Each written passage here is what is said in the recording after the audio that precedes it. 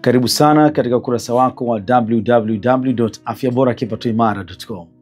Mbele yako ni Baraka Mbwambo, ni professional business coach, business mentor, trainer na wasaidia watu kuweza kupata mafunzo mbalimbali, namna mzuri kabisa ya kuweza kutengeneza maendeleo yao na ushauri katika upande wa kufanya biashara.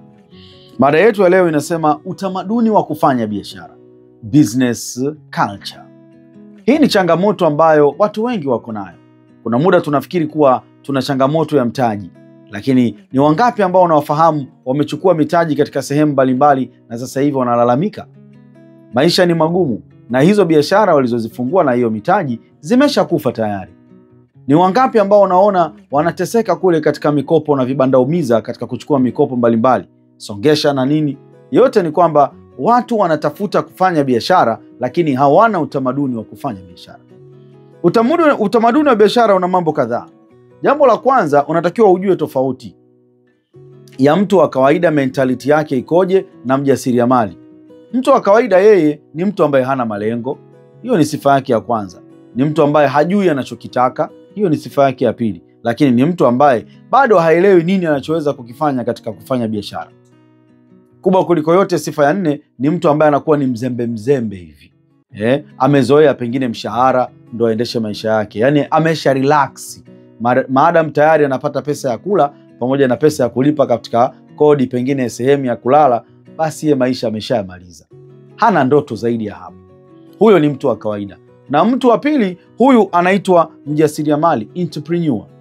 Entrepreneur ana sifa ngapi? Entrepreneur ana sifa 4. Sifa ya kwanza inaitwa burning desire. Ni mtu ambaye ana vitu vinavyomsukuma, maana yake ana ndoto huyu. Lakini sifa ya pili ya mjasiriamali, ana persistence. Ni mtu ambaye ana uvumilivu katika kufanya mambo, kwa sababu kuna matokeo anayoyahitaji na kuna maisha yanayomsukuma afanye hivyo. Sifa ya tatu hii inaitwa auto suggestion. Ni mtu ambaye automatically tu yeye haamshwi asubuhi kwenda katika majukumu, anaamka mwenyewe. Hakumbushwi kuhusu vitu fulani vya msingi, anavifanya mwenyewe. Na sifa ya 4 ya mjasiriamali au entrepreneur ni imagination and subconscious mind. Ni mtu ambaye anaweza kuimage vitu na akaviona vitu hivyo katika mazingira vinavyoweza kutokea kwa wakati unaokuja. Sasa hebu angalia tu tofauti ya mtu wa kawaida na mjasiriamali. Umeona changamoto iko wapi kwenye kufanya biashara? Hiyo ni sehemu ya pili. Sehemu ya tatu ni kutoka mjasiriamali kwenda kuwa mfanya biashara.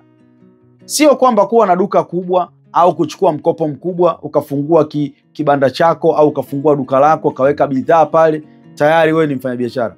Hapana. Wewe unakuwa mjasiriamali. Utakapokuwa umefungua mageti yale ndio pesa zinaingia. Ukifunga mageti pesa haziingii. Maana yake wewe ni mjasiriamali. Pale utakapokuwa umeumwa tu tayari kwisha habari yako. Biashara yako usipoingia ndani ya wiki 2-3 kwisha habari yako. Ukiwa umepata changamoto ambayo itakayokufanya ukae nje ya biashara, pengine ndani ya wiki 2 tu biashara yako kwisha habari. Maana yake wewe ni mjasiriamali, sio mfanyabiashara.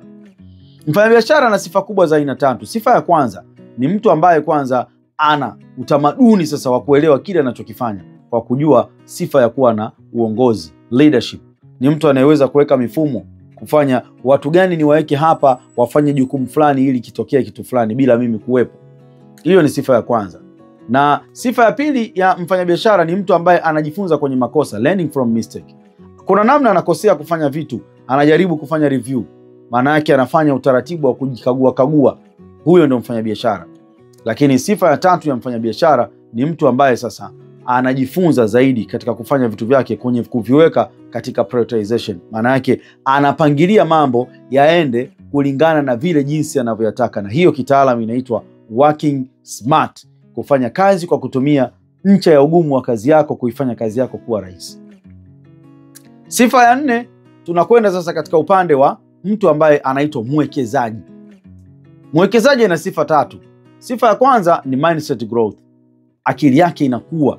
Ushakuwa mfanyabiashara, unaangalia hii biashara yangu naweza kuifanya vipi kwa ubora nikaweza kuwafikia watu wengi wakatoa huduma. Wewe pale unafikiria kama mwekezaji. Na sifa ya pili ni skills growth. Ni mtu ambaye anajaribu kuongeza uwezo wake wa kutambua vitu katika kuvifanya kwenye ubora. Na sifa ya 3 ya mwekezaji ni strategies. Ni mtu ambaye anakuwa na mipango. Kwa hiyo utakuja kuona utamaduni wa kufanya biashara. Mtu wa kawaida uende kuwa mjasiriamali, uende kuwa mfanyabiashara, uende kuwa mwekezaji. Umeona hapo kwa nini kuna ugumu wa kufanya biashara? Kwa hiyo lazima ufundishwe sasa na uweze kupewa utaratibu ili uweze kujua wewe unafanya biashara ukiwa una utamaduni kweli wa kupata matokeo ya biashara. Ikiwa hauna sifa za kuwa mjasiriamali, kuwa mfanyabiashara na kuwa mwekezaji, wewe bado uko kwenye sifa za mtu wa kawaida. Utachukua mikopo mingi sana, utatatua matatizo, lakini haitaingia kwenye kuifanya biashara iweze kuleta matokeo. Na hapo utafeli sana. Endelea kufuatilia katika kurasa hii ya www.feborakpatomara.com. Usisahau kushare na watu wengine waweze kuipata linki ya huu kurasa ili wajifunze mengi zaidi. Leo tumejifunza utamaduni wa kufanya biashara. Ikiwa na wewe ni mmoja kati ya watu wanaohitaji mafunzo haya maalum, basi kuna namba zipo katika ukurasa huu. Nenda pale kwenye contact us, jaza kuna fomu utaiona, alafu fuata utaratibu. Utaandika jina lako, mkoa uliopo, aina ya biashara unayofanya au unayotaka kufanya, au kama unataka tu ushauri, utaweka na namba yako ya simu pamoja na email, na mimi au timu yangu itakupigia kwa haraka sana ili kuweza kukupa huduma. Wewe umebarikiwa sana kuweza kugusa ukurasa huu na kujifunza mengi kutokea hapa. Kwa pamoja tunasema amua, jiamini, anza. Wewe ni mshindi wa maisha yako. Karibu sana na hongera kwa kugusa ukurasa huu.